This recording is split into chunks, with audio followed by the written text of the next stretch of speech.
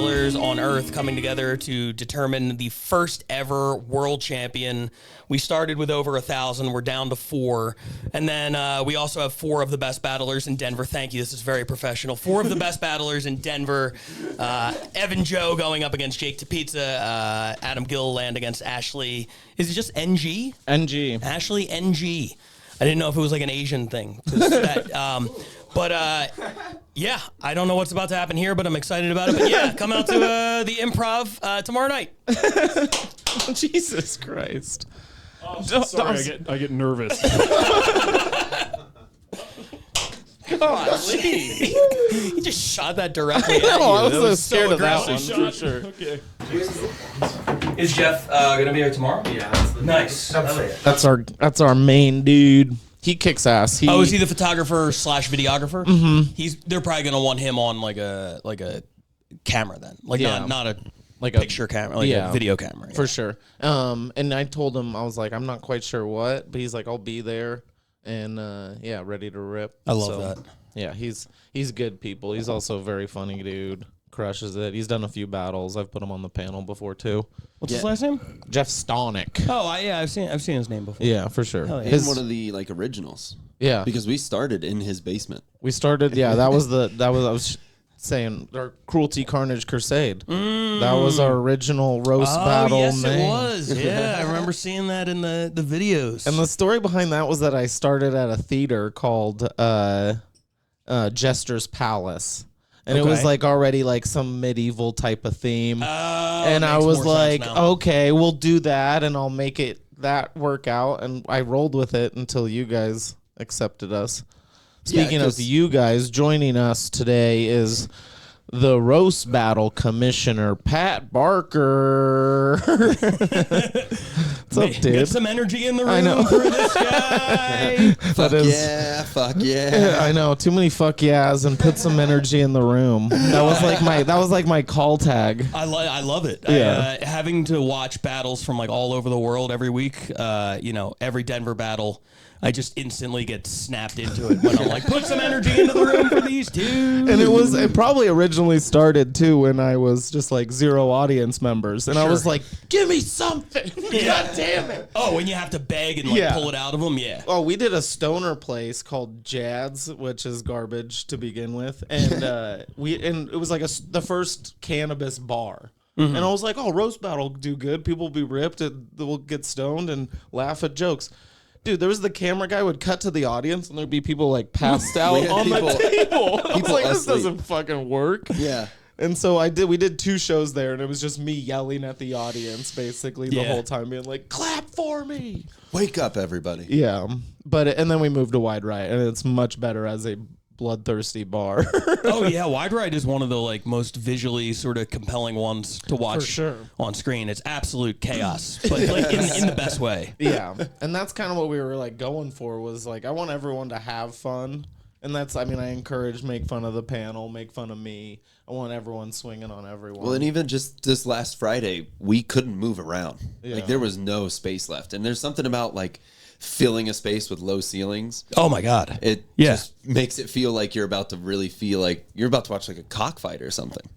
Yeah, and that's what I always because we're constantly talking to new cities who want to join the league, and like one of the first things they always say to me is, we can fill this. I really think like give us 6 months and we could fill this theater. And I'm like, I'd rather you didn't. Yeah. Like we're trying to get your videos. Like I would much rather have 50 people in a small space that's supposed to hold 30 than you like having a half full theater. That does like not, it's that, you're right, it's the tight crowd, it's the low ceilings, like that. The energy is what carries roast battle. Yeah, and it feels like you're in Fight Club. Yeah, exactly. You guys are still in the belly room, and it's fucking gorgeous. Still in the belly room. After COVID, we moved to the main room for a while because everything was like 25% capacity. For sure. So now you're talking about like a 400 seat room. Yeah. That is at best a quarter full if we sold out. Yeah. And I did a couple battles then, and it was cool, but I mean, no comparing. Rough. Like the belly room's way better. For sure. Yeah. Well, like I said, I went probably 2018 to a random Tuesday night when I was in LA, and 4 comics deep on the back wall. Yeah. The belly room, you know, where I walked in and I felt intimidated by just because I was still within my first year or whatever doing comedy. And I was like, oh, geez, these kids are here to watch shit go down. And you came post fire marshal. For sure. You should have seen it pre-fire marshal. Yeah, I bet. We had an incident in, I want to say, like 2017. Because 2015, 2016, like, you literally could not move. Yeah. Like, you were just surrounded by, it was like being on, like, a New York subway. Like, you just couldn't. Yeah. And which is a fun feeling, but also then it gets a little. it sucks. I hate it. I get, like, super claustrophobic. Yeah, we're in the middle of winter, so when we were that full at Wide Right the other day, everybody was ripping off clothes. Everybody was sweating for the first time. Gathering for warmth. Yeah, for felt that sure. way. But we had a battler who is like legitimately a crazy person, and she was scheduled to battle, and then she was brand new, so we were putting her on first, and So you didn't know the crazy yet. we didn't know the crazy yet. We found out after the fact, and then she showed up, and we were like, "Hey, you're going on first," and she was like, "Well, I have friends coming, but they're going to be late. Like, can't I just go on last?" And we were like, "No." We've done a whole lineup. We're not gonna put you after like it's a boxing thing. We're not gonna put you after Tyson versus Holyfield just because your friends are late. Like the show starts at 10:30 and we have 45 minutes to stand up. If your people can't get here by 11, I don't know what to tell you. So we told her, we're like, no, you're on first. And then the battle came up and they called her to the stage and she didn't show up. So they gave the win to her opponent via forfeit. And Wow, That's crazy. Have we ever had somebody not show up? I mean, I guess we've had people call off, but Yeah, but have you had people just like back out and not give you heads that up? was the only time. Oh, okay. That was the only time. Where I mean, she was in the venue. She was there. Yeah. And we were like, you're going on first. And then she just left when we told her she couldn't go on last. And then the next week, she called the fire marshal. Oh my As an god. act of Oh. revenge. Yeah. And She like swatted you guys. Yeah, oh, big time. Yeah. They came in and they were like, yeah, you can't have 350 people in a room where the capacity is 37. And we were like, okay. So for a while, we really had to back off. And then, we're kind of in the middle now. That's the most like Karen form of canceling that I've ever heard. Like, just chain I don't of like what command they're doing. Based off of occupancy. I'm gonna call the fire department. For a comedian to do that. yeah, it's disgusting. Hopefully they're not doing it anymore. Oh, they are. This person is like crazy delusional. I saw her do a 10-minute set one time. She got a laugh on her first joke, which was blatantly stolen from a meme, and then 9.5 minutes of no laughter. Like, just completely bombed the rest of the set. And like, but She ended with, I'm gonna call the fire marshal in this fucking place. no, she thought she crushed. So Yeah. people like that will always think that they crush. That's the problem. We gave a weird like night of his life one time. There's a comic in town that's just awkwardly delusional, and I gave him a battle, and he made the first joke was just didn't even make sense, or it was just like a weird fact that wasn't even done in a creative way. Yeah, I remember. Yeah. It was your boots look like they're from Paris, Texas. And it bombed so hard that the audience went crazy. There was one like person they that went, reacted as if this was and then everybody. dude, everyone just chimed in as it was an audience bit because they were losing it. Yeah. The dumbest jokes. The other comics were in the green room and said the guy just came back and stared at the wall in confusion.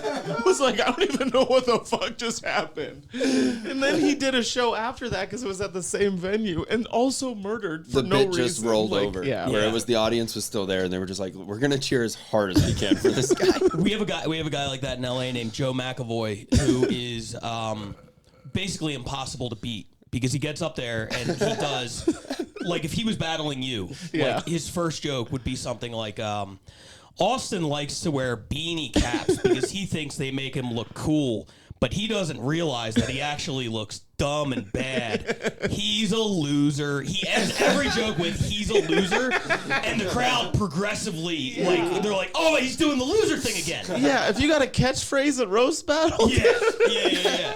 And his opponents are always like, what am I supposed to do with this? If you got a beanie, you might be a loser. Roast battle Foxworthy. Yeah. That's sick, especially when people.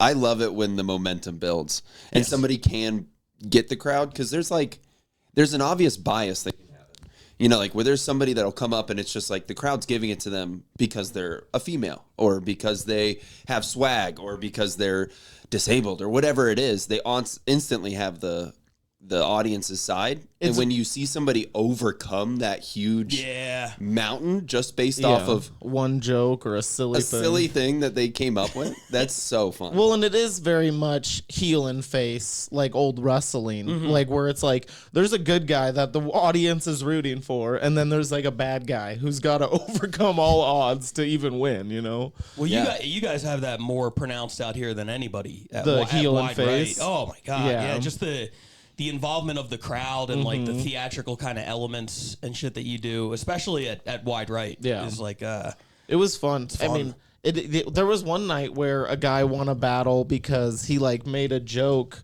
where he's like, this dude's a stoner, likes to party, blah, blah, blah. He looks like an undercover cop. And he's like, fuck the cops. And then the audience is like, yeah, fuck the police.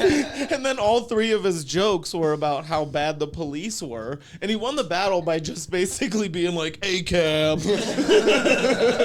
But it worked for him. And the guy that lost, I honestly haven't even seen him since, just stormed out of the building after his Never loss. did comedy again. It was like... Hopefully. Because he also came in with like super confidence, was like, I'm going to crush him. And then this guy, based off of just funny wins, was like, he's a fucking cop. Oh my goodness. It's a surprise. I wasn't expecting Surprise Adam. guest on the pod. Look at this tall Gilliland. What's up, buddy? How are you? Hi, buddy. Hey, dog. Hi, how are you? Good to see you. You beat Evan here. Surprised I did. I know.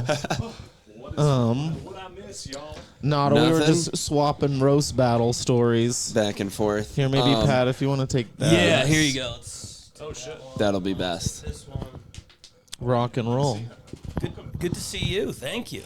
Yeah, this Love, is the first ever roast battle Denver podcast due to malfunction with Dylan. Yeah. Yeah. So what is this podcast normally? Well, I have a podcast that's just like conversations, basically. Yeah. And then Dylan has one where it's just like chaos. I mean, it's not chaos, Yeah. but it is. It's Bits just and like crazy segments. questions and. I'd say it's recreational outrage. Yeah. Okay, some might call it that. That is the name. And now Evan and I have just started Roast Battle Denver podcast. Oh, so this is a brand new thing. This is the first Basically, The yeah. inaugural. All right. Did you decide that like 30 minutes ago? For Is that- sure. Oh, Yeah. nice. I was going to say, I had absolutely no idea. And I appreciate you answering the question in the most complicated way I know, I did. I'm like, what podcast am I doing? You're like, well, first let me tell you about 2 podcasts you're not doing.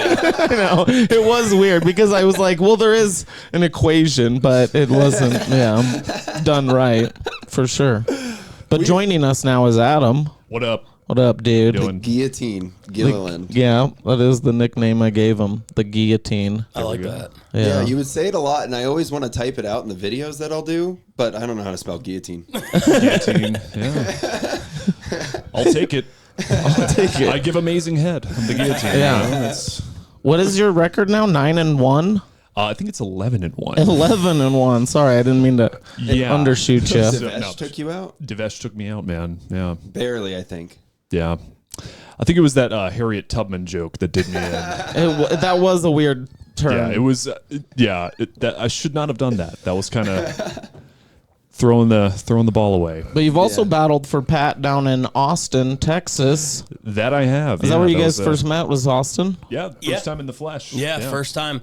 I mean, that's the weird thing about what I do is like I see all these guys. I become a fan of like random comedians that, you know, frankly, that most people haven't even like heard of just because of our little like world. Like last night when I went to the Nuggets game. Yeah. And when I got back, the battlers are in town for the championship. Oh, hell yeah. And I walked in, I was like, holy shit, that's Shalaka Corrupt. You know what I mean? I'm like, oh my God, I hope I don't say anything dumb. That's how I felt when you walked in. I was like, I've watched this guy on 50 podcasts. Yeah, What the fuck? It's crazy. We've created this like little like ecosystem. But like I watched Adam a bunch, and I was like, yeah, this guy's a killer. So we got to get him down to Austin.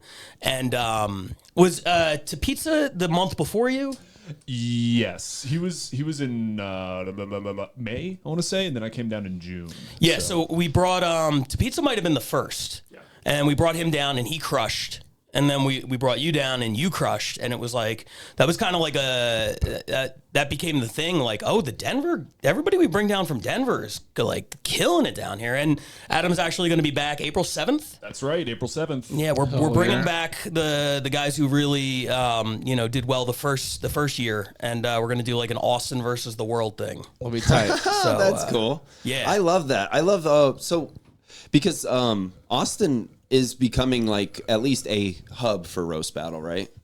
Yeah. It's becoming one of the biggest cities. Yeah, no doubt. But each city has its own flavor. And the fact that you guys have foreign cities, like I know more about their roast battle scene than I do about their exports. Yeah, same. Same. Like that to me, I think is like, it is putting its own map and making its own like, I don't know, almost like landmarks. Yeah, definitely. And that's like, that's important to us. And I just went through the process of adding 4 new cities to the league. We're going to be making that announcement very soon. Still 2 secret. in America, 2 in the States. And I had over 30 cities contact me. Damn, that's tight. And with every one of them, which turned out to be an exhausting process. I should not have done this. Yeah. But I was like, send me videos. I'll watch them and let's set up a Zoom call. And next thing you know, you're like getting up at 5 a.m. to talk to some fucking guy in Istanbul. And you're just like, why did I do this? This is terrible. We like the roast jokes. We want to be part of the club. That's what it was. I'm not. Is that Istanbul? I don't know. Yeah, my wife.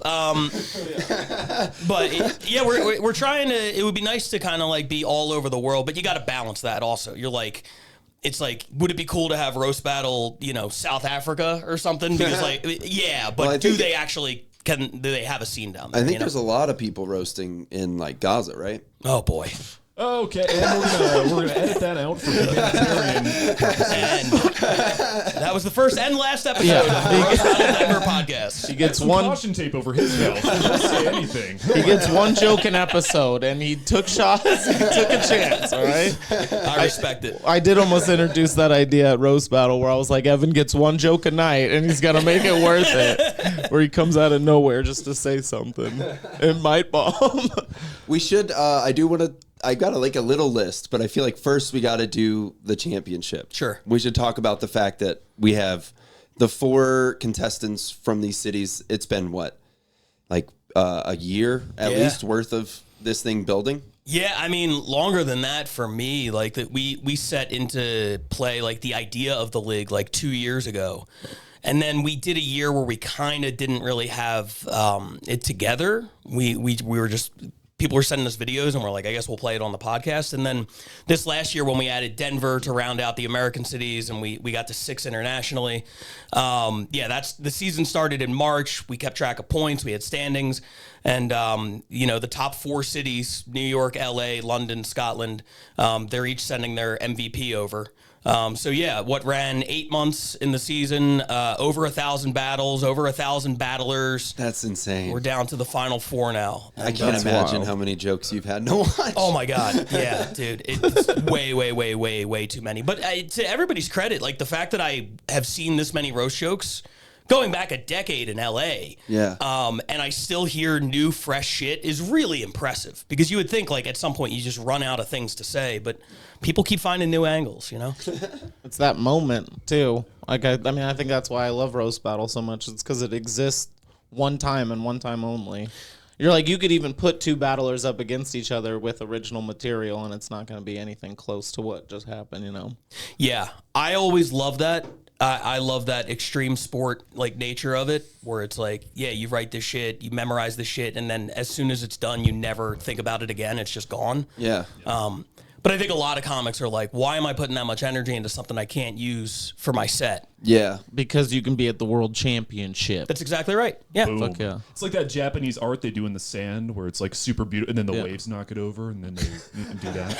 It's like that, but for calling people a pedophile. Yeah. That's exactly it. There's something zen about it. Yeah. You start with you are a pedophile and then you just kind of build Get a little creative. Yeah, that. But the world championship is like that is why you do it. I mean, for these 4 battlers, it's very, very cool They're getting flown across the world. They're getting put up for 3 nights in a nice hotel. They're getting paid. There's a cash bonus on top of it, a championship belt. Like, there's a lot of, like, you know, think about it. If you're just like sort of like an open mic comic or trying to make your name or whatever, to get flown across the world to do this is pretty cool. It's fucking rad. Yeah. It's for sure an opportunity, like without a doubt. And the fact that there's like an audience for it is huge. And the fact that like it's something that like I think people genuinely enjoy that kind of rougher show. Like I think people like a little bit of gnarliness. And that's a weird line we have to tell. I try not to get involved on like the social media side of things. I try to limit what I'm involved in because I'll lose my mind. But like there is this weird, there's like an angel and a devil on the shoulders, right? Where we could 100% pivot and just start marketing blatantly towards like the alt-right because this is the shit they love. They love this shit. And if you read the comments, we still get those guys. Yeah. And my thing is, if we're putting the show out and they find it, there's nothing you could do about that. Yeah. But like somebody else was like, "Are you guys posting clips on Rumble?" I'm like, I don't even know what that means, and I don't want to know. I don't like the sound of that.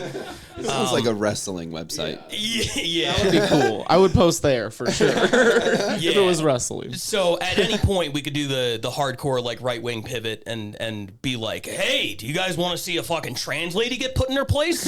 For sure. You know? Yeah, but it feels like that's not what happens most often. No. Do you know? Like also it feels like when you do write a joke about somebody, I mean, we learned this pretty quickly that you got to put against people that are going to put the effort into. Yes. You know, and like when you get people that love each other, the battle that comes of that is next level. Yeah. Because they write with care. 100%. Oh my goodness. We have more, oh my God. This is a veritable who's who of the Denver roast battle scene. I know. This is Let's squeeze all. this is the way it is done. Welcome, gentlemen. You guys do we are have enough coming? mics? For sure. Here, take this one, you guys. Oh, Evan Joe, what is up, dude? What's up, guys? The roast battle champion himself. And joining us, Spaghetti also Jake, the Evan Joe, meatball man himself, Spaghetti Jake. Did you guys already let me talk hop about on the ones and twos. Spaghetti and Tyree's do? battle from Friday? We have not talked about it, but they fucking murdered. I You guys murdered. That might have been one of the best battles of all time. Yeah, At least at Wide Right. I think it got filmed by Jeff as well. Just like randomly walked in as it was like starting. So I think he set the camera up all quick. Tell me about the battle. I wasn't there. What happened? Tyree's first battle. It's not Spaghetti Jake's. Who's Tyree? Exactly. Tyree, he's a comic in town. He's been here a long time. And but I put him on the panel before and he crushed, but as a battler he also smashed. Spaghetti Jake's always up. He just This is what we do. he just happens to be a double amputee. He is a double amputee. Oh, so no legs, no arms? Just no legs. Okay. Yeah, double. Double? Or I thought double was when you're just like a torso with a head. Yeah. But I guess if you lost both legs, okay. that is 2. Yeah, it was a fun one. It was one I was very excited for. That's awesome. And man. he did really well too. So it was. Yeah. That's a tough assignment. I mean, in a way, like if your goal is to have a good performance, roasting a guy with no legs is probably helpful. Yeah. But if your goal is to win the battle, like that sucks. Yeah. You did not win. which Yeah, sucks. I had But peace. I had banger. peace with it after. It was one of those where it's like when you both we went to double overtime. Like Oh yeah. it was when I told myself I'm okay with whatever happens. Oh yeah. You get to a point where you're playing with house money. You know. The audience won.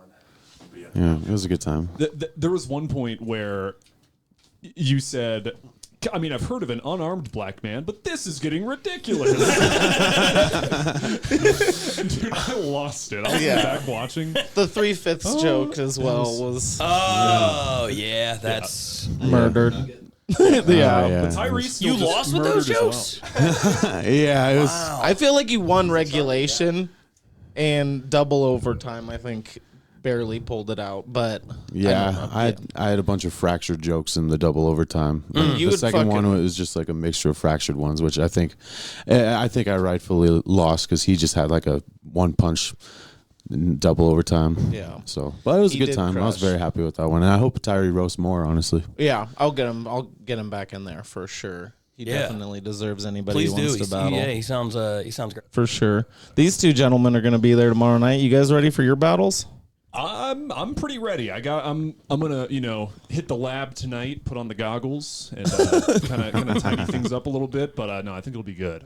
I got some stuff I'm excited to say. Yeah, you got a formidable foe. That you're going Ashley, against. man, she. Ooh. Is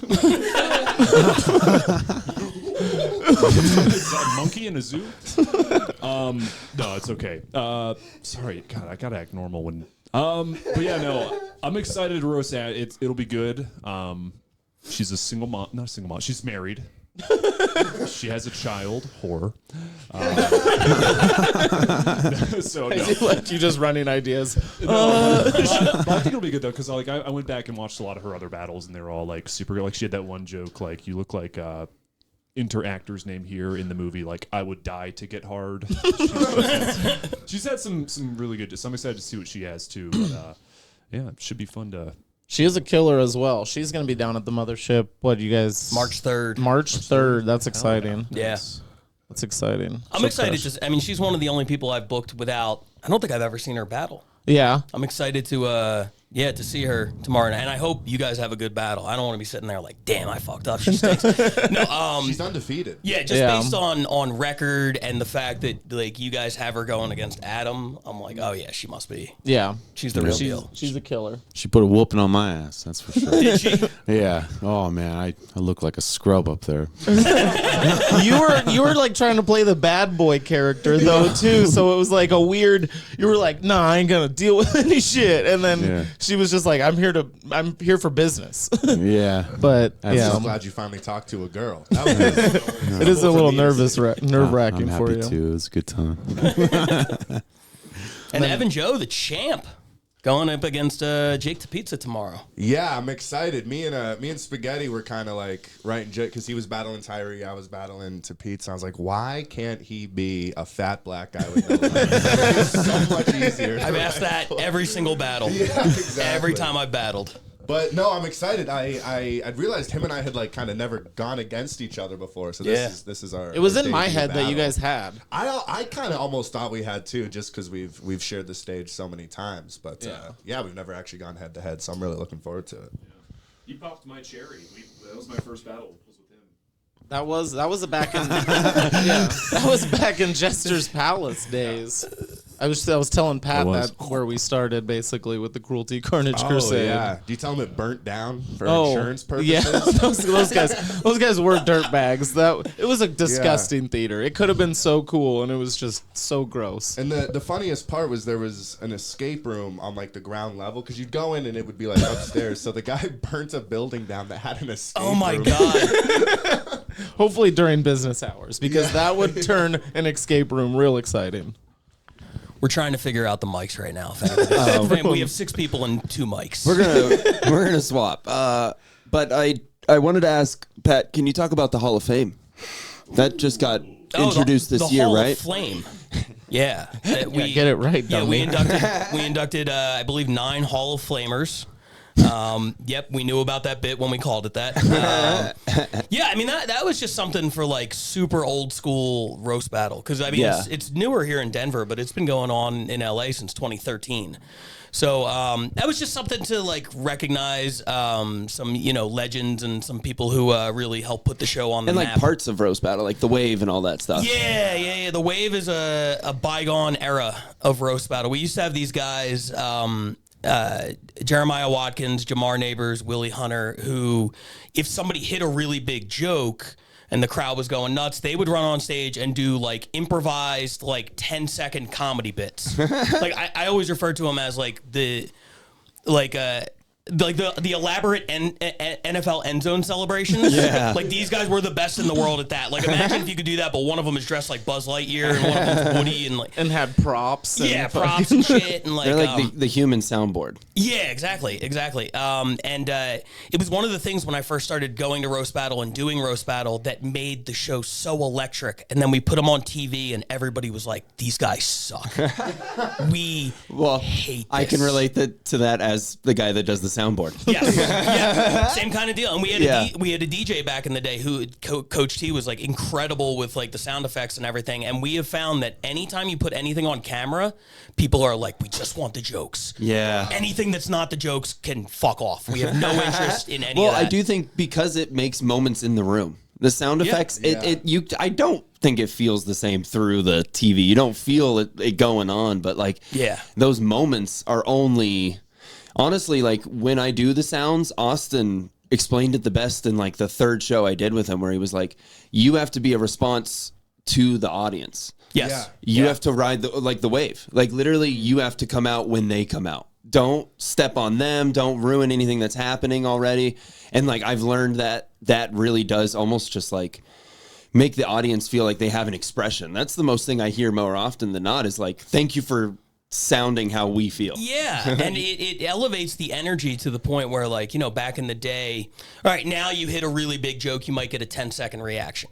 But back in the day, you hit a 10-second joke, or you hit a joke, what would be a 10-second reaction, the crowd starts going nuts, the DJ brings the beat up, because the DJ used to play a beat behind all of our battles the entire time. Wow, so during the show? Yeah. So it was really low, but it was always something like bass heavy that would kind of like... at least be background. I love that. The audience members wouldn't even notice it, but they would feel it. Yeah. So then when you bring that up, all of a sudden it sounds even bigger. The wave is doing their thing, so they get a big laugh. Yeah. And it's just chaos. And I was actually on the airplane ride over, and I swear to God, I'm not an egomaniac. I just refuse to pay for Wi-Fi. So I was listening to a podcast, and it ended, and I had like 45 minutes left, and there was nothing to do. So I went back and listened to a couple of old like voice memos on my phone of old battles from like 2016, 17. Shit. And it was crazy to hear, you know, somebody hits a joke and just 30 seconds of the crowd losing their minds. The problem is when you put it visually on there, everybody, like, they hated the wave. It was so funny, too, because after the first season, we all sat down and we were like, we didn't film them correctly. We didn't introduce them properly. And we really made a more concerted effort for season 2. And the audience was like, no, we don't like them.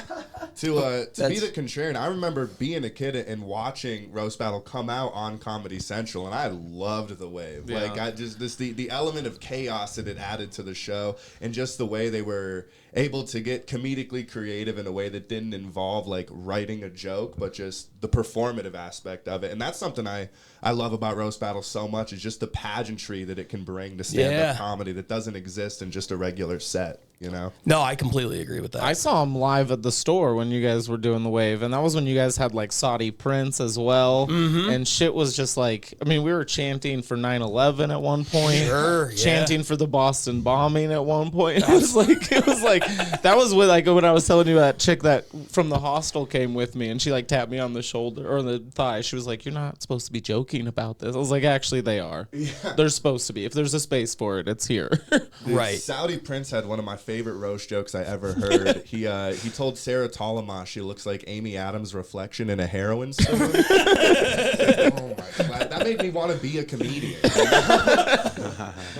And he got away with so much too, just because of the character. It was genius.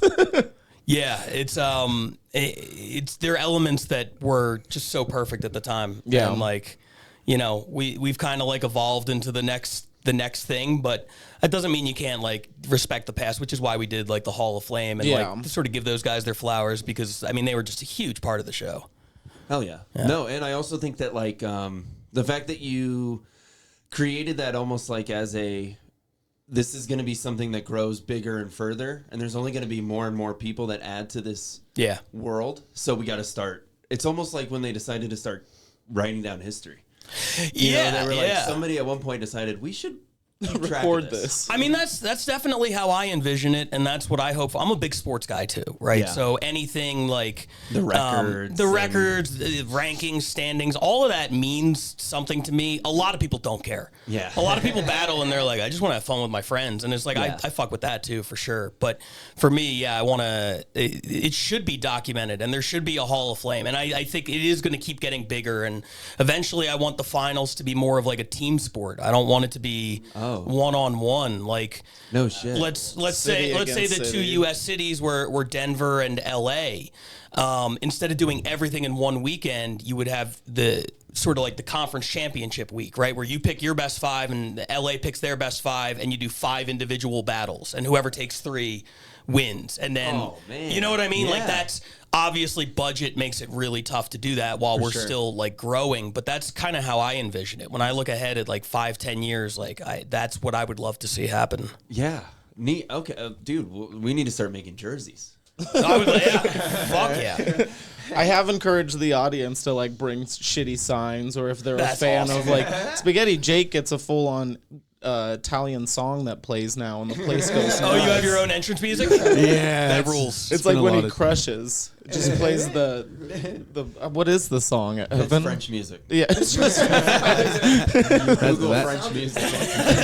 That's the secret to my recipes.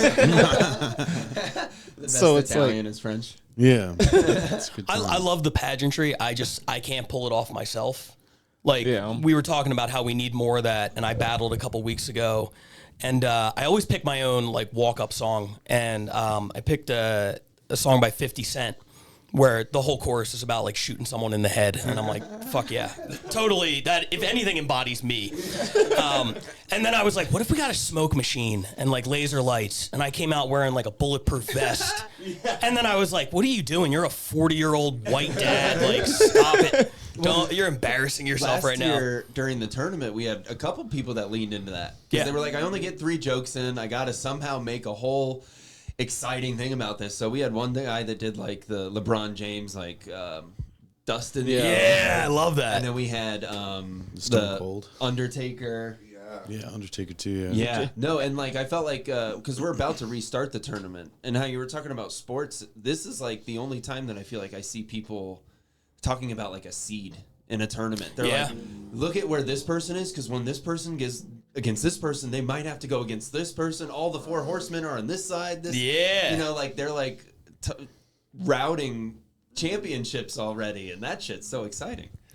Absolutely, I love the tournaments. I mean, they can get awkward though. Like anytime it gets like overly competitive, you know what I mean. That's always like a concern. Well, the first one I did names out of a hat. Yeah. So it was a random draw of like who you were going up against, and that was the first time I had put battles together that weren't like friends or like at least acquaintances. Because I always recommend, I'm like, first couple battles, take on your buddy. Because it's not gonna look well if it's just a stranger. Yeah. You don't know anything about them, or at least see their act a few times or something of the sort. Well, that's even what we're going through with the championships tomorrow. Yeah. Is like I was very big on. We've been in a group thread for like 2 months ever since we knew the battlers.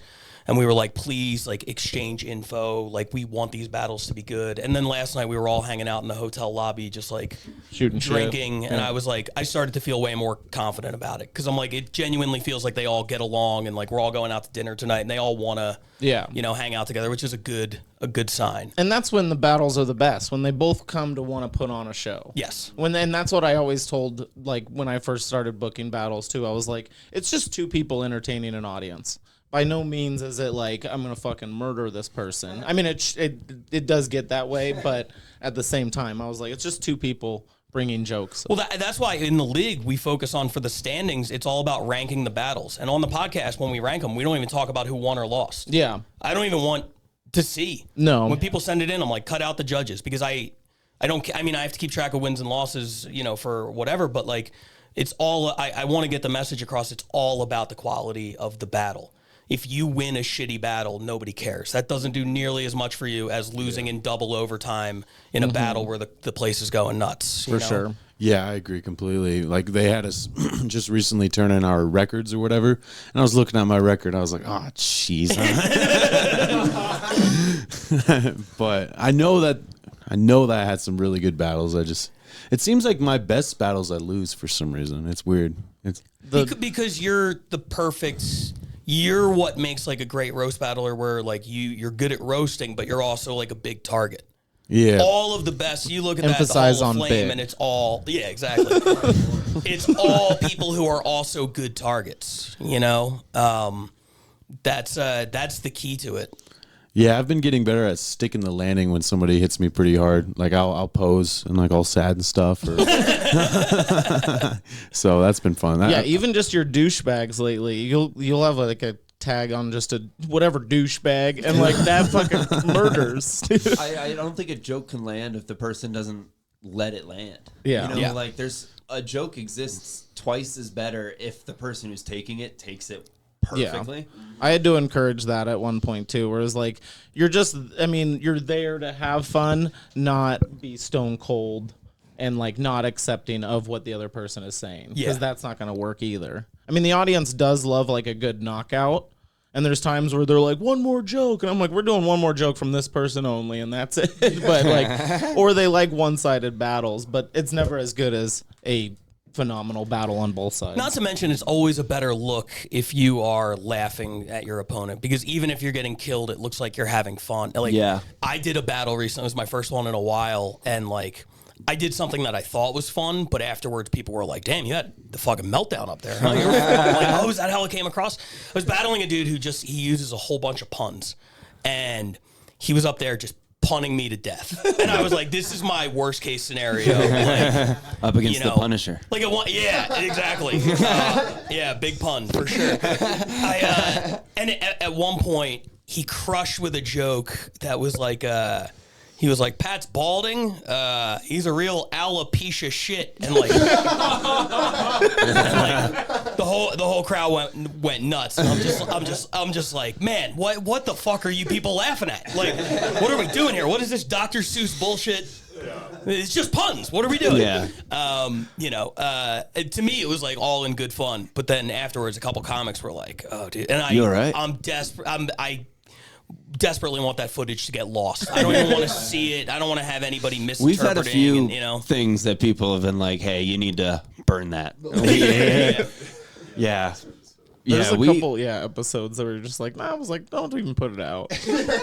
Don't even worry about it. I don't even want to mention whom, but like there was somebody who definitely like had the lights turned off, and then a ghost of somebody's dead parent come out and talk to them on. It was a whole thing, and it bombed so hard. It couldn't have gone worse. That rules. It was everybody involved felt so bad. The whole audience felt bad. They were like, what the fuck did we just witness and laugh a little bit at? Like, the funniest part was like when she came out as the ghost of the dead parent, it wasn't even, she didn't even like come out with the joke. She just comes out and she goes, I'm proud of you. Holy shit. Yeah, the guy, and you want to talk about making fun of somebody's act. That's all he talks about is the passed away parents. So, yeah, it is. It was a wild moment. And but the whole thing was fucked up because he pulled out a Ouija board first off, and then I love this. And so then the audience is like, "Are we into fucking witchcraft?" And then the lights start flickering, and this woman in a sheet walks out and is like, oh, "I'm proud of you." The kid that the joke was on was facing the other way, and he literally got scared when he turned around and saw a ghost. Where he was like, "What the fuck?" Like it was like, dude. And this went poorly? He started crying. He was like so upset by it. Yeah. The kid with the dead relative did not take it well. Not at all. Like it was an adventure. We all laughed for a bit until we realized it was too far, and then we were like, "Oh shit!" Yeah.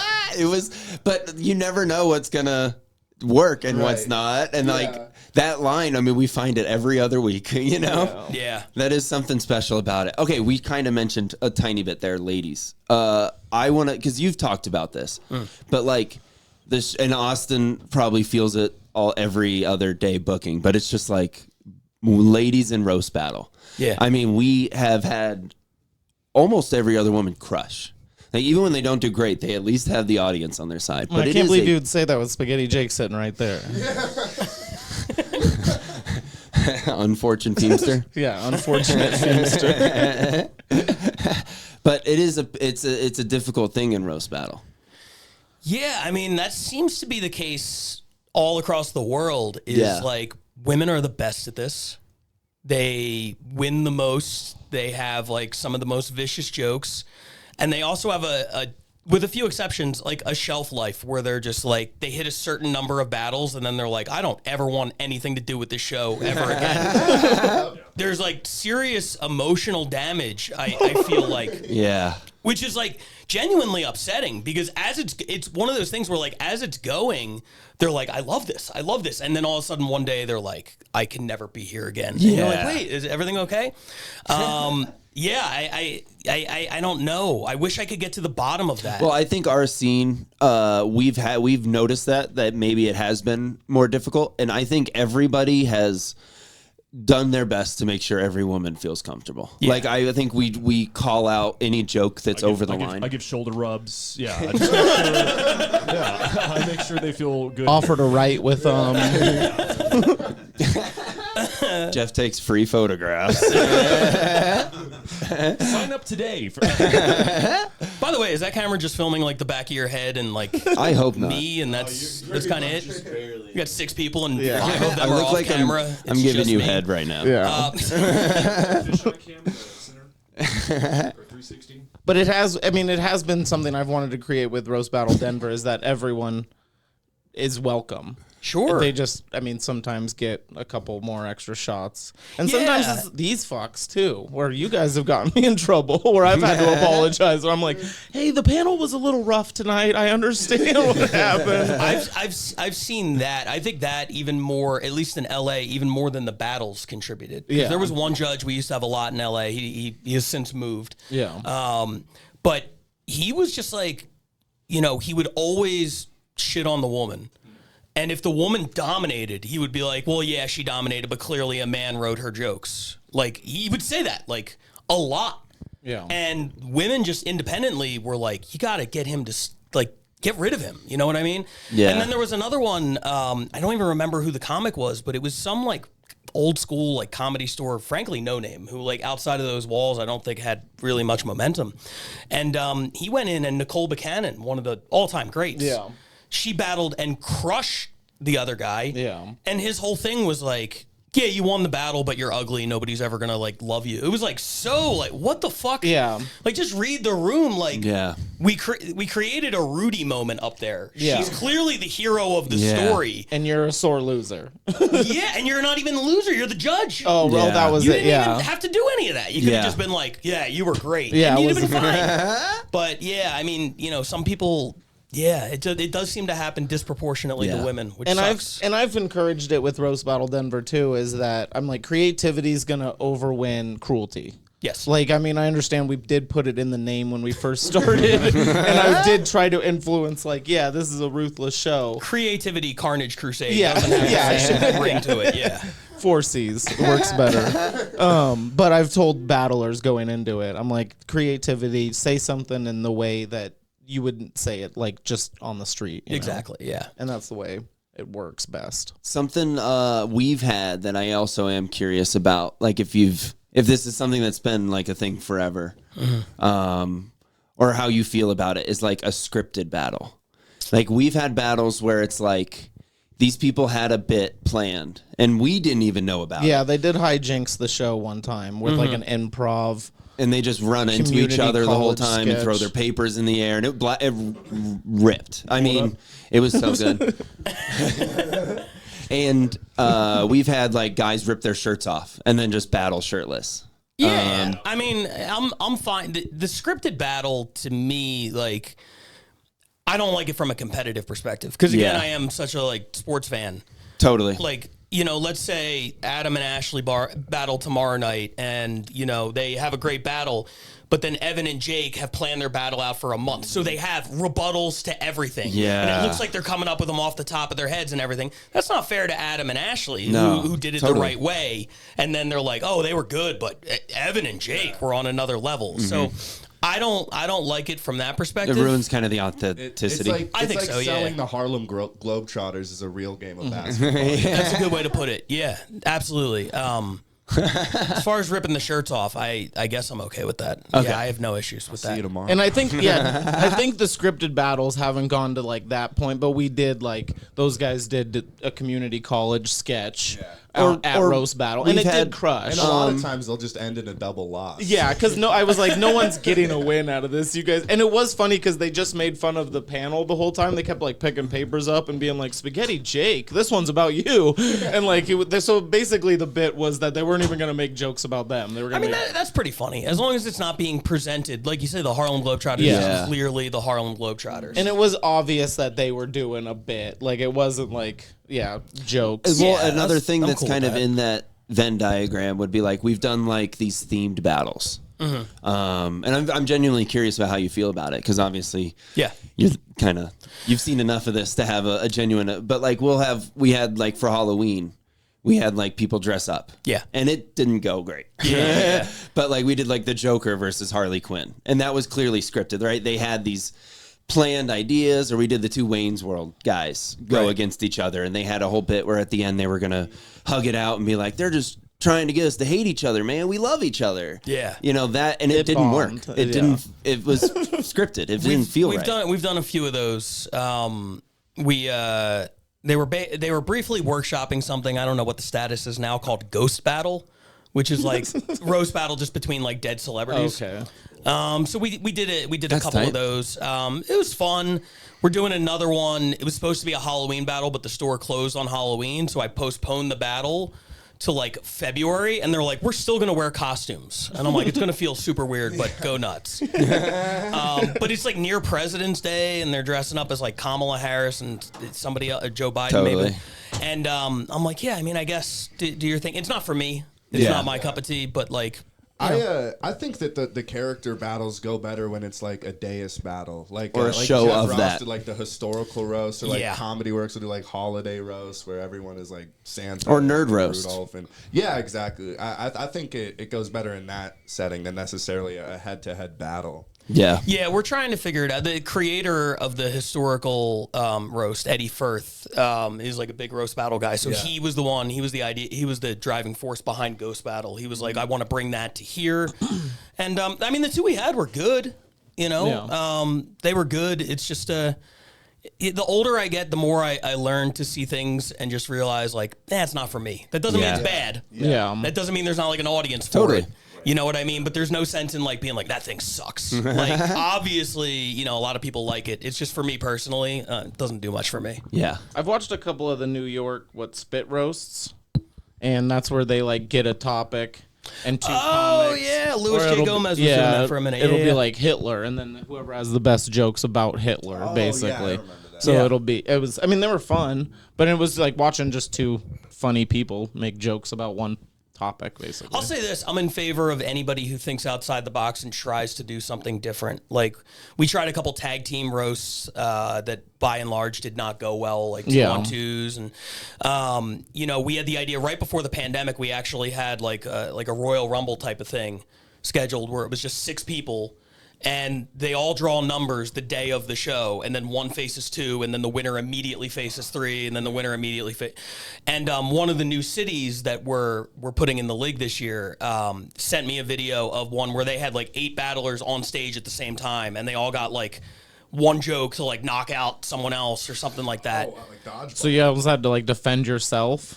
I don't know because Yeah. frankly I started watching it and then I realized the video was like 47 minutes long and I was like, I don't fuck this. Points for creativity, but I don't have that Yeah. kind of time. Definitely not. But I like when people try to do new shit. I think it's cool. We've definitely passed the idea around of like a triples match or something like that too. Yeah, like a triple threat match. Yeah, because Yeah. there's like too many Evans, and so we were just gonna put Evans up against each other and find out who the best Evan was, but we never did it. All the guys named Evan versus all the guys named Spaghetti. Yeah, I mean, I mean, we went off the rails one night. We did a bird battle where these 2 ladies approached me and were like, "I want to be a New York pigeon." And I'm going to be a gothic vulture. And I was like, the fuck are you going to do? And then it also murdered, though, because it was like, it was so absurd, like where they were like taped beaks on their face. And it was like an outrageous thing where I was like losing it. Like I was laughing. And that's why I said like I will never turn anything down just Yeah. because I don't know what's going to work and not. sure. Actually, true story. So you referenced like the Saudi prince earlier. Yeah. I was the first person he asked, should I do the Saudi prince? And my exact response was, No. No, that's going to eat shit. Don't fucking do that. That sounds so dumb. Cena Amundsen, who, when I first came up, he was like, we battled each other. He was like my third battle. And then we needed a new hater because it had been Earl Skakel and he stepped away from the show and we needed somebody to like fill that seat. Yeah. And they asked him if he wanted to do it. And then he was like, he came to me, he's like, should I do this character? And I was just like, no, that's going to fucking bomb, dude. Don't do that. And he did it, and just every word out of his mouth, the place exploded. Yeah. And I was like, don't ever listen to me again. Yeah. Like, thank God he didn't, you know? You got to take those weird creative chances. These guys will pull pranks on Spaghetti when they're all on the panel together. Oh, that was we did one where we were all on the panel and we're like, hey dude, we're all gonna dress up in the same outfit. We're gonna wear wife beaters and gold chains and gym shorts and everything. So he shows up in that and the rest of us wear suits. And he's the only one standing there like a fucking scumbag. It did make, because I was confused as a host. I'm like, what the fuck is, what do you guys are? What is this? Besides, yeah, that was a fun one. That's so good. That was a great night. God, what good memories.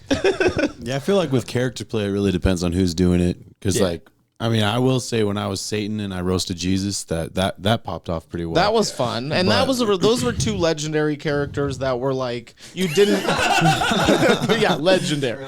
But like, I mean, I guess characters known well enough that people are gonna be like, okay, whatever. He's making jokes about Jesus. Yeah, if you don't get stuck in like trying to be the character too much too, like that, I don't know. It's one of those things where people like a bad acting is just so cringe-worthy to watch. Yes, that's what the Harley Quinn versus Joker. I bet it could have popped off, but it was just a rough night in general. Yeah, and I think what worked particularly about your battle is like, yes, I'm Satan roasting Jesus, but everybody knows us, and I'm also Jake roasting Dave. Yeah. And, yeah. Not getting lost in that. Talk about a jobber of the Denver scene, man. 1 in 11. Wait, who are we talking about? This guy Dave. He's we call him the jobber because like if anyone wants to come in a roast battle, like you're battling Dave first, you're gonna beat him, but he's a great target. He's gonna take it well. Dave Yes. Yeah. You know him. That dirtbag. I see his name a lot. I have spreadsheets of everybody's records, and I remember him being very close to the bottom. Yeah. He is there. He is there.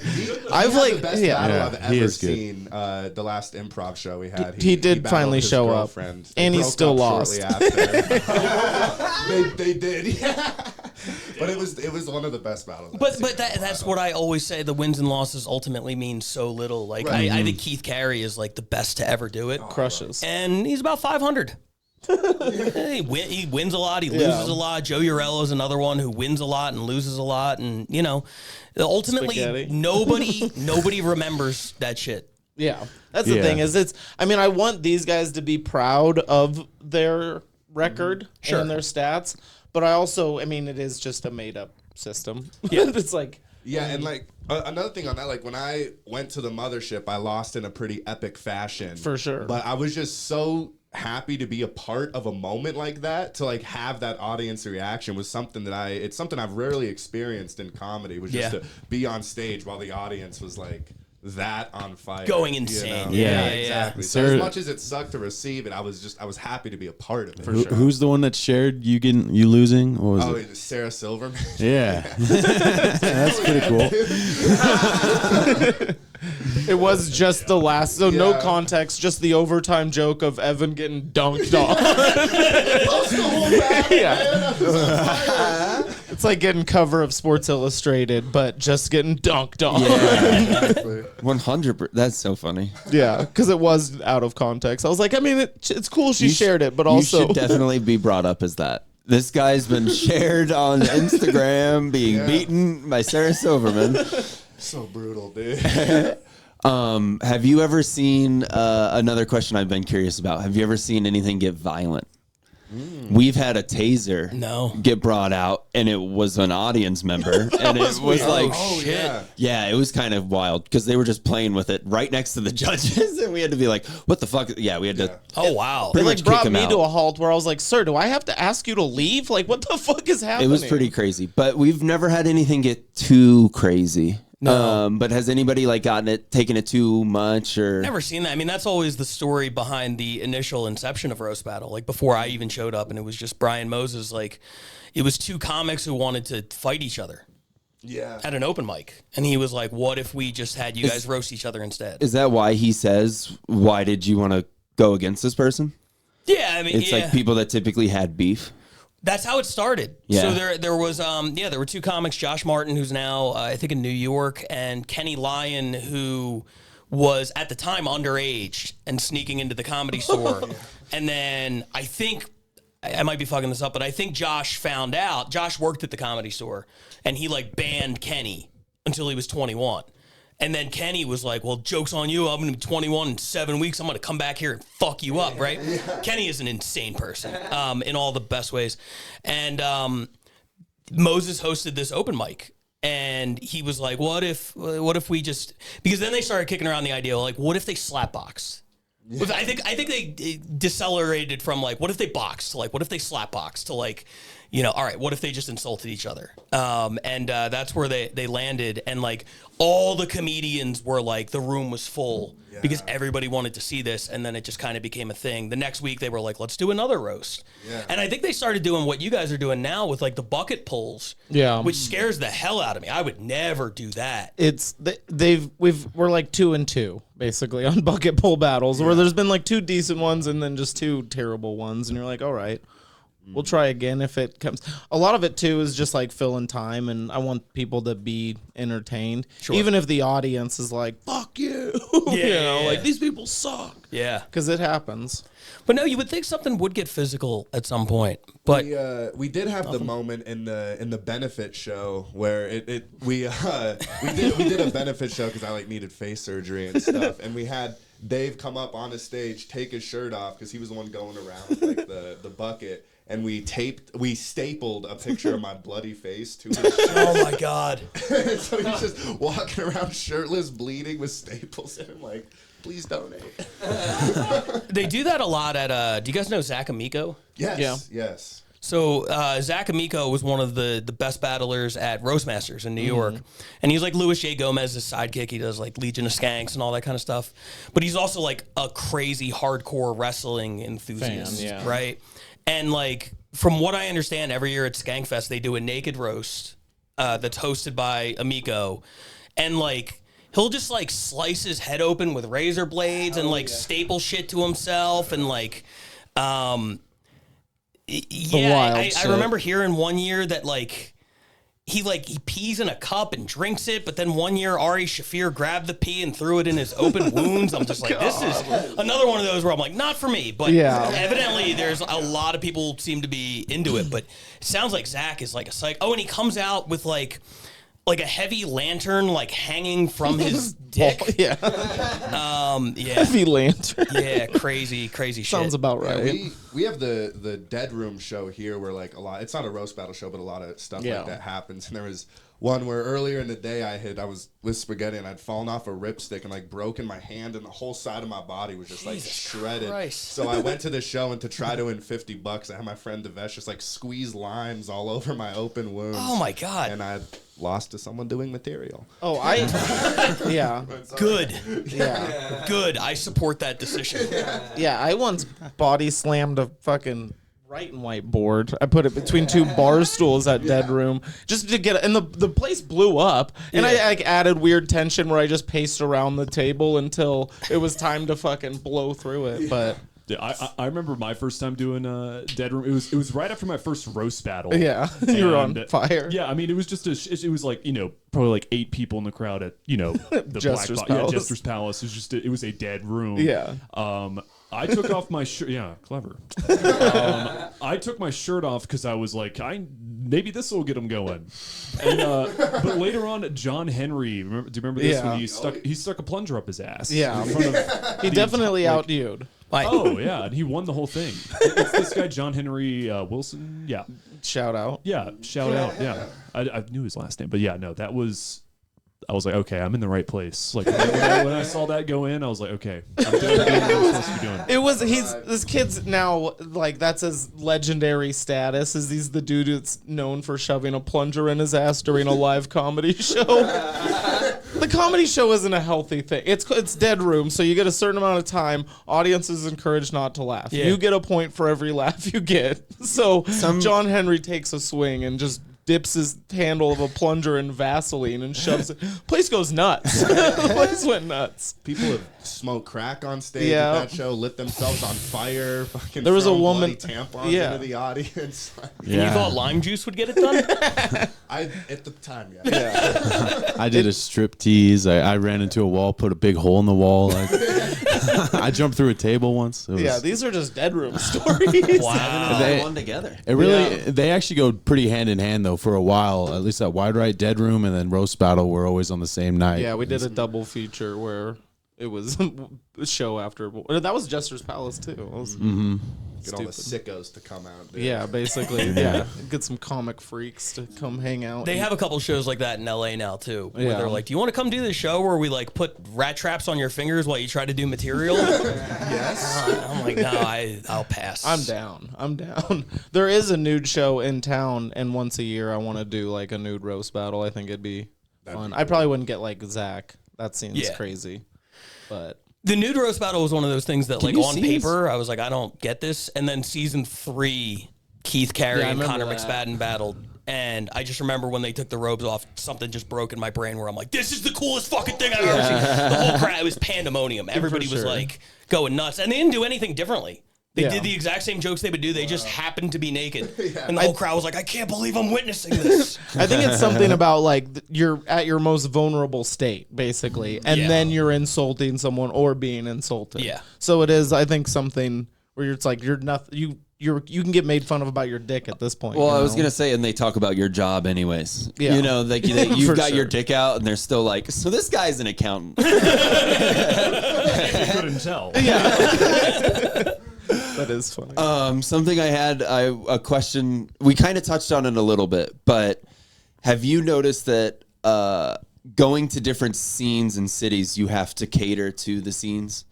That like the audiences do react totally differently to certain things, because like I remember you even said it on the pod that like a Denver audience seems very fun, and that like other scenes maybe like Austin jokes crush because there's a buzzword. Yeah. You know, or yeah. LA, I could see getting, or even New York being way more well written, while in LA being more of like a Los Digits performance. Do you know? Yeah, I mean, I guess so. The Denver thing just speaks to like, that's a stand-up thing. You know Sure. what I mean? Like everybody from outside of Denver, when they talk about like the best crowds, they talk about Denver. There was like 8 specials that came out this year. Absolutely. Yeah, From and Denver. with good reason. The crowds are in every time I've ever performed out here, the crowds are great. As far as like roast battle, it's yeah, I guess you do notice a little bit of that difference in Austin. Very much like if you go up there and you say, like, it doesn't even have to be well written if you're just like, what a fucking, you know, fill in the blanks. Yeah. You know? Well, I remember Adam got a big laugh where he made a joke and then got a second laugh being like, "Oh, you guys are racist in Austin," and then that got us.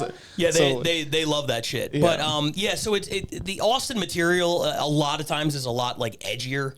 Like it's super fucking like edgy. And then the only other crowd that I notice a difference in now, and I've been everywhere. I judged in every American city but Denver last year, and I judged and battled in Tokyo. yeah. And like everybody is down for whatever. I've heard Tokyo's wild. It's great. I've heard It's the audience insane, there yeah. is so excited. It feels like old school LA. It really Yeah. does. Yeah. The shittiest crowd now in the world is LA, is the Belly Room. That's We've been wild. talking about that internally. Like, what is wrong with this crowd? And like, it's one thing to be like, well, it's not where it was in 2016. Wait, okay, that was the hottest thing I'd ever seen. But it's like literally, it's like pulling teeth lately with this crowd. I don't know what the fuck is going Yeah, on. and but- it sucks when you watch your battlers not get what they deserve. Yeah. I see that happen when maybe our crowd's too loud. Yeah. And I tell people all the time, do not take this away from your jokes. Like you went up there and you performed. The audience was just a whole nother beast that we didn't have under control tonight. So it's been rough recently. I don't know what it is or how we fix it, but we gotta figure it out because the new season starts March 1st, and like, I think LA could be in a lot of trouble because if the audience isn't laughing, it doesn't matter how good the jokes are. Yeah. The battle just looks shitty. Yeah. You know. Well, your guys' jam in the vans are pretty tight. I think the production at the store also, you guys just recently started doing something, filming it differently. Yeah, I mean, we definitely stepped up the production. We have a director in there who's going to be out here tomorrow filming the Denver thing, who definitely had a vision. It's weird to have a guy come in and be like, I want to be the fucking Scorsese of roast battle. Like, we're gonna film this thing from like 8 angles with like all these crazy cuts, and like, my mindset is like, just get 2 cameras and put them on tripods and call it a day. Like, I think this guy in a way is like making his own life so much more difficult, but there's no doubting the shit looks insane. Like, it looks really good. It looks good, for sure. But unfortunately, there's nothing he can do to make the audience members laugh. Yeah. He could wear a clown outfit. He could do that. He's not trying hard enough. You're right. He is the problem, I've realized. That's why we introduced the ref. Yeah. Yeah, but no, those Jam in the Van clips that I see, Yeah. I'm like, holy shit, this is cool. This is like a yogurt commercial. Like, I want to be in that. Like, oh, this is fucking, it's like the dynamic and Cool kids everyone hanging looks out. hip. They're wearing their cool LA clothes. I'm like, ooh, this is Yeah, nice. yeah. It kind of looks like a Capri Sun. Like, Instead of like your daughter's tap dancing recital, just like, you got this, honey. Just, you're doing great. And the jam ones, for whatever reason, they blow up on Instagram. Yeah. We have several that are over like 3, 4, 5 million views. Oh, yeah. Believe it, because they look. They when they look good, people want to watch it, and then the jokes come second. Facts. No. Yeah, that shit's cool. Yeah, the jam in the van ones look sick. We originally started with Evan just sitting in the back row holding a camera. He's like, My arm is dying. Yeah. Oh, God. He just showed up. He's like, I got a camera. I was like, you want to film? He was just like, and then there's like footage. And then we went through another filmer who was just a ding dong.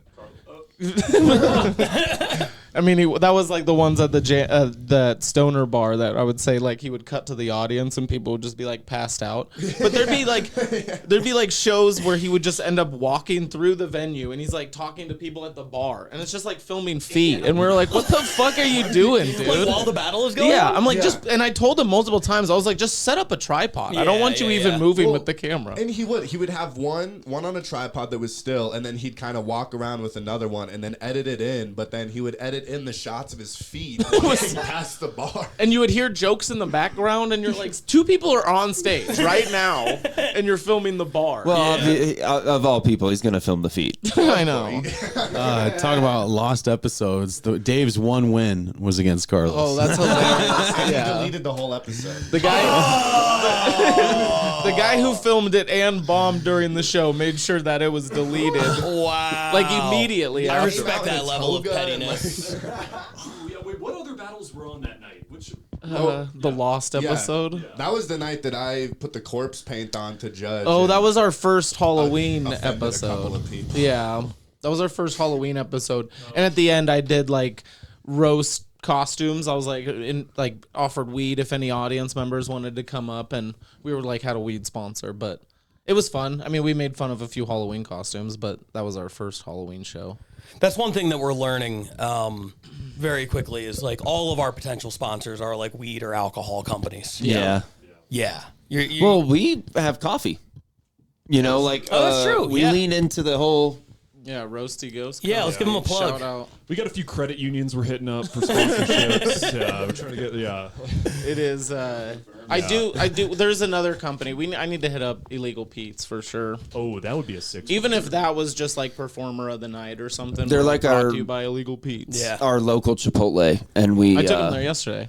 Oh, okay. That was- I did, yeah. We went, yeah. It was great. Yeah. Well, we are also now. So, like, how do you feel about? Because obviously you do battles, right? That's kind of the one-on-one thing. But there's like celebrity roasts is a whole deal. Yeah. You guys don't really take a part in that, right? Or do you?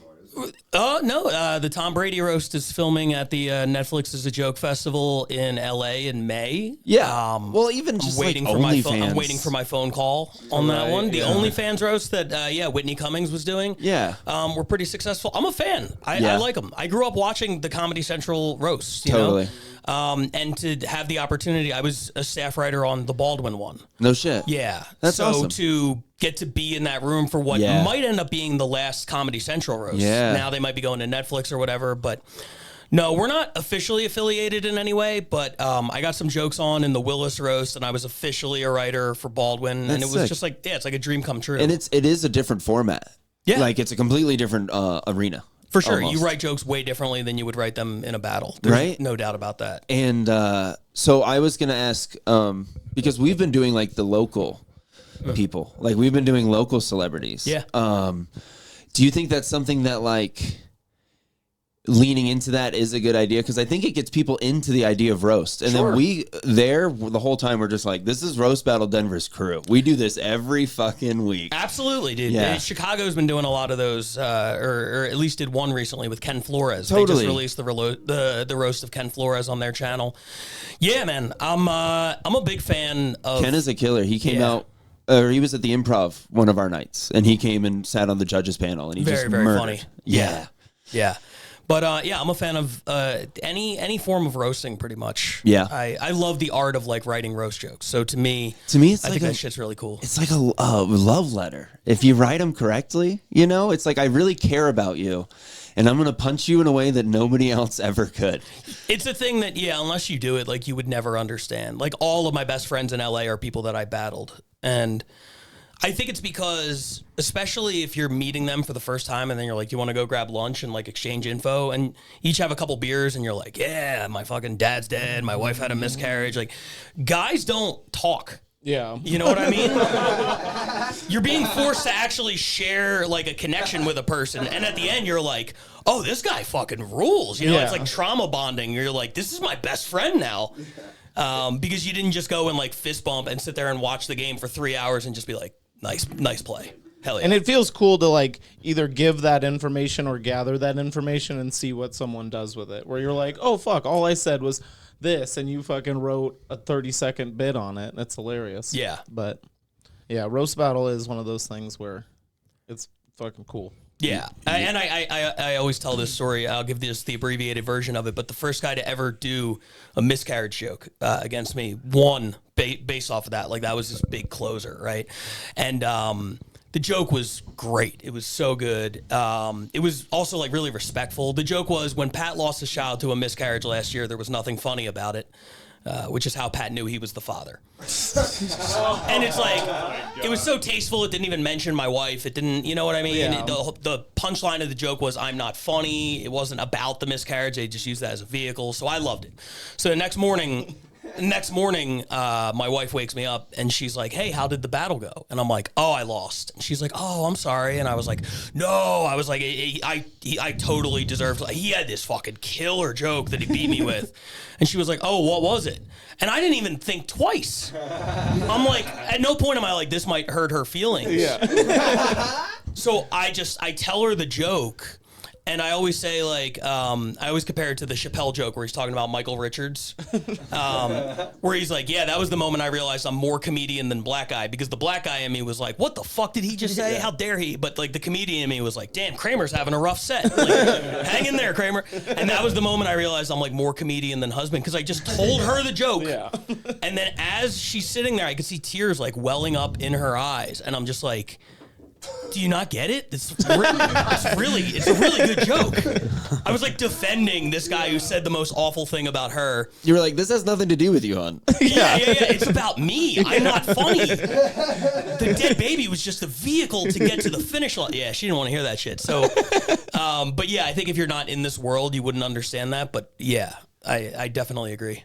Yeah, definitely. I have very similar conversation. I live with my parents, and so they'll go, "How was last night?" And I was like, "It was pretty fun. I made fun of a black guy with no legs."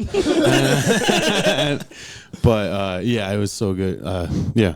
It is a weird premise when people ask about roast battle. I'm like, oh, it was great. We chanted. It was fucking. We almost got a white guy to say the N-word. Yeah.